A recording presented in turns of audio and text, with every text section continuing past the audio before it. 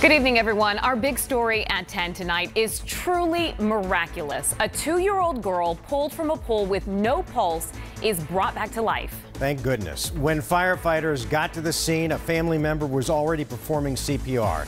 But it's what happened next that turned tragedy into triumph.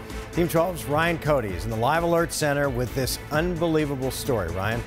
Yeah, first think about showing up to a scene, running up to a mother who's frantically performing CPR on her lifeless child, knowing your next move might be the difference between life and death. Then think about doing it for the second time in the same day.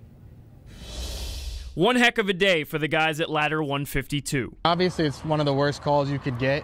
Captain Greg Lentz and his crew responding to a drowning call at 67th Avenue in Camelback. Deja vu. This is the second drowning that we went on today. This time, a 2-year-old girl. She still had a pulse, but she wasn't breathing. And her family hysterical, already doing CPR when Captain Lentz steps in. She had a bunch of food in her mouth, so I was trying to think of some way to possibly dislodge it, so I put her over my shoulder. At that time, she vomited all over my arm. The beginning of her road to recovery as this toddler regaining color on her way to Phoenix Children's. Huge relief off our shoulders, especially some of us, a lot of us, we have our own kids, and so we take it a little bit more personal when we see a little child like that. Especially Nick Haney, new to the department. The second drowning call of his day is the second drowning call of his career. Signing up for this job, you know people aren't going to call you on their best days. It's probably going to be on their worst day of their life. Getting a crash course, and his shift isn't even over. You never know what the next alarm is going to bring. But one thing's for sure,